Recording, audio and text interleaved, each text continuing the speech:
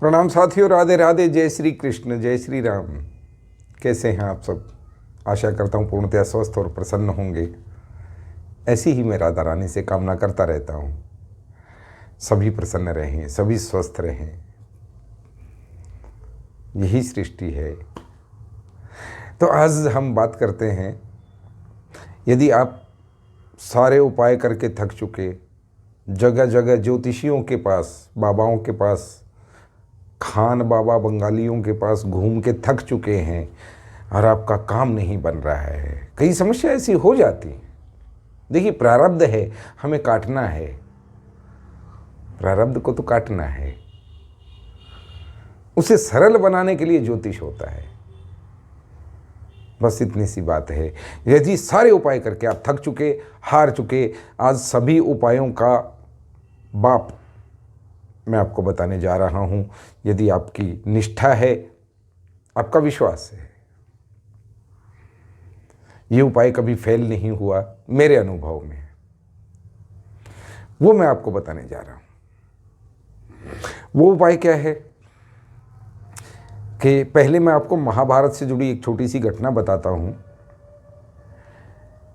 भगवान श्री कृष्ण पांडवों के दूत बनके धृतराष्ट्र के दरबार में कौरवों से संधि की बात करने गए थे और उन्होंने वहां पे एक प्रस्ताव रखा था कि आप 5 स्थान, 5 गांव पांडवों को दे दीजिए, ज़्यादा की डिमांड नहीं है, आप अपना हस्तिनापुर संभालिए, वो उसमें गुजारा कर लेंगे।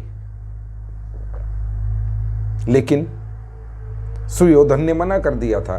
दुर्योधन का ही नाम, असली नाम सुयोधन था, दुर्योधन उसके कर्मों की वजह से उसको कहा गया। सुयोधन ने मना कर दिया कि मैं तो सुई की नोक के बराबर भी जमीन नहीं दूंगा। जब बहस हुई तो दुर्योधन ने कहा कि ये दूत जो आया है कृष्ण, इसे बंदी बना लिया जाए। अब वो सर्वेश्वर हैं, चराचर के मालिक हैं, अनंत कोटि ब्रह्मांडों के स्वामी हैं। उसने उनकी तुलना कम की, आकलन कम किया और कहा कि इसे बंदी बना लिया जाए। बंदी बनाने की कोशिश की, तब भगवान ने अपना थोड़ा प्रकाश रूप उनको दिखाया, तो कहाँ वो बंदी बना सकते थे। और कहा कि अब यदि आप संधि को नहीं मानते हैं तो युद्ध तय है, ये युद्ध तो तय है। कहे कि भगवान श्री कृष्ण वहां से आ गए थे, युद्ध हुआ। युद्ध से पहले धृतराष्ट्र ने अपने राज्य के महान ज्योतिषियों को बुलाया और कहा कि आप जरा विचार करके ये सब देख करके मुझे बताएं कि इस चीज़ का परिणाम क्या होने वाला है, जो घटना घटने जा रही है। तो उन्होंने सुयोधन की कुंडली वगैरह ये सब देखकर यही कहा कि आप चिंता ना करें, आपका पुत्र सुयोधन राजा बनने वाला है, निश्चित है। ग्रह स्थितियां ऐसी हैं, सारे उन्होंने कैलकुलेशंस कर लिए। युद्ध शुरू हो गया। युद्ध को 2 दिन बीते। कौरव निपटते जा रहे थे और 5 पांडव हावी हो रहे थे। तो धृतराष्ट्र ने फिर से ज्योतिषियों को बुलाया कि ये तुम्हारी कैलकुलेशंस गलत तो नहीं हो रही हैं, 2 दिन हो गए युद्ध चलते,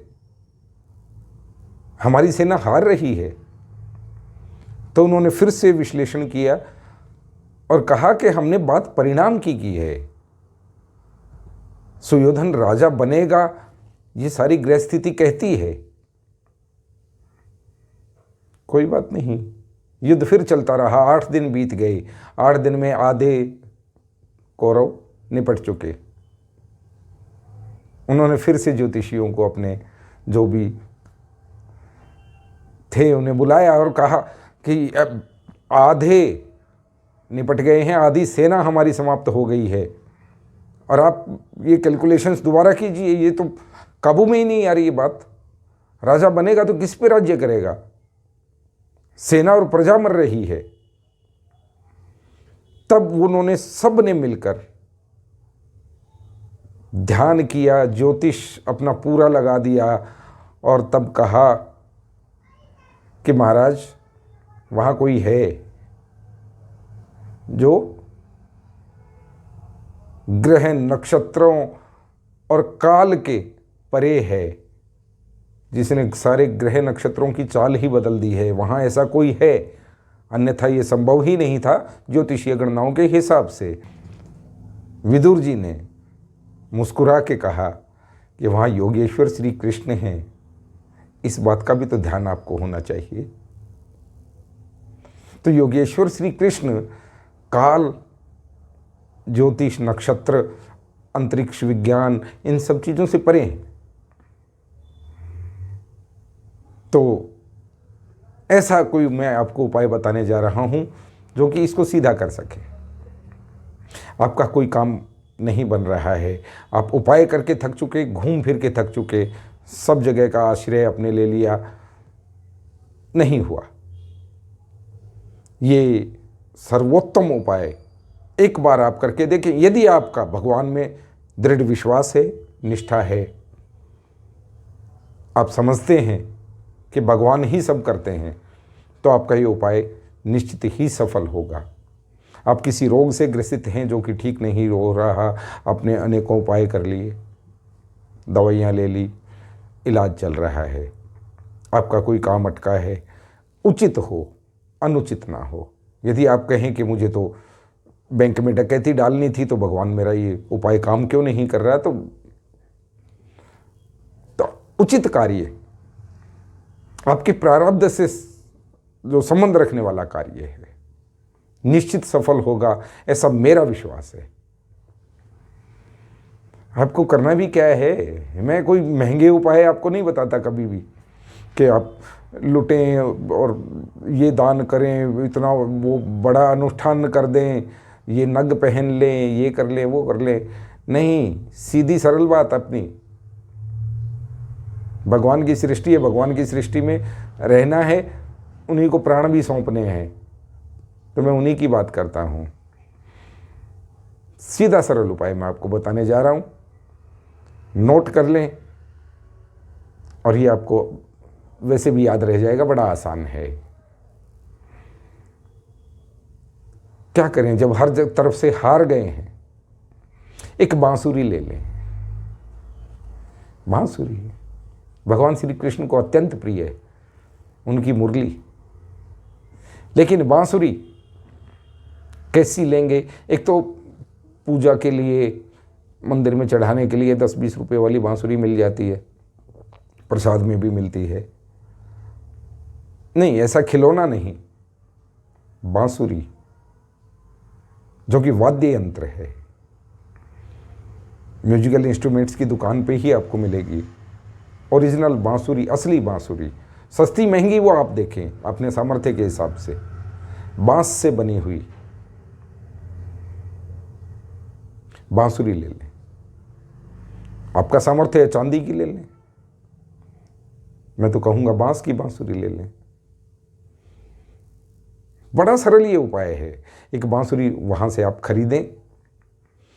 ध्यान इस बात का रहे, आप उसको बजा के नहीं देखेंगे, उसमें फूंक नहीं मारेंगे, और दुकानदार से भी आप ये बहस नहीं करेंगे कि कृपया इसका परीक्षण कीजिए, सही से बजती है कि नहीं, यानी वो भी ना बजाए। बांसुरी आपने ले ली, ले आइए।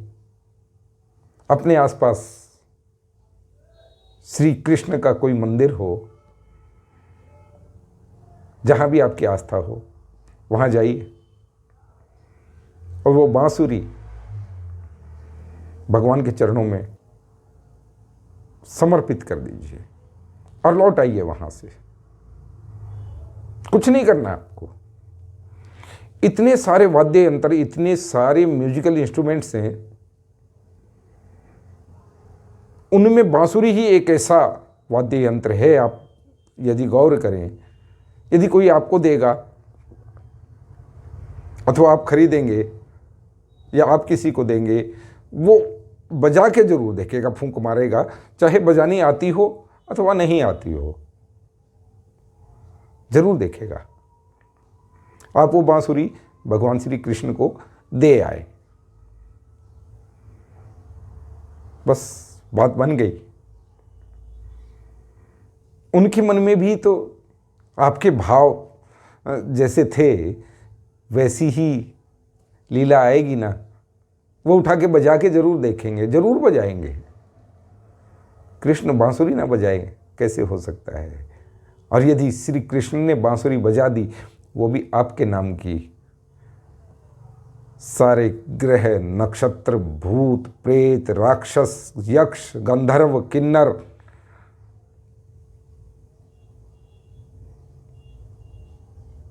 वहां मोहित होकर नाचने लगते हैं। वो सब नाचेंगे, और यदि वो भगवान श्री कृष्ण के इशारे पे नाचेंगे तो आपका काम कैसे रुक जाएगा? सारे सीधे हो जाएंगे। ये काम करके देखना। ये उपाय कभी किसी ज्योतिषी के मुंह से आपने नहीं सुना होगा, क्योंकि ये गोपनीय और बड़ा उपाय है। आप लोग एक चीज़ नोट करना, बांसुरी जो असली बांसुरी होती है उसमें 9 छेद होते हैं, 9 छेद होते हैं। एक छेद जहाँ से भगवान फूंकते हैं, बांसुरी को फूंक मारते हैं, हवा का वेग होता है। 7 सुरों के छेद होते हैं, और 9वां छेद तो पीछे होता है। 9 छेद, ये 9 छिद्र किस चीज का प्रतीक हैं? 9 के 9 ग्रह। और क्या समझाऊं, आप ऐसा करके देखें। यदि थक चुके हैं और आपकी भगवान में दृढ़ निष्ठा है, पूर्ण विश्वास है, तभी, अन्यथा कुछ नहीं होने वाला। बांसुरी छोड़िए, आप पियानो रखाएं तो कुछ नहीं होगा। और यदि आपको विश्वास ही नहीं है, बात विश्वास की है, वो आपके विश्वास की लाज रखते हैं। जब मुरलीधर की मुरली बजेगी ना, फिर किसकी औकात है?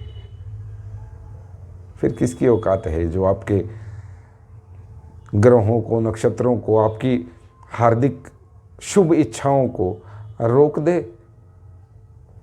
किसकी मजाल है? सर्वेश्वर हैं, अनंत कोटि ब्रह्मांडों के स्वामी हैं श्री कृष्ण। एक बार करके देखें, फिर मुझे रिप्लाई करें। ऐसी मैं तो दृढ़ निश्चय से कह रहा हूं, बाकी आप। राधे राधे, जय श्री कृष्ण।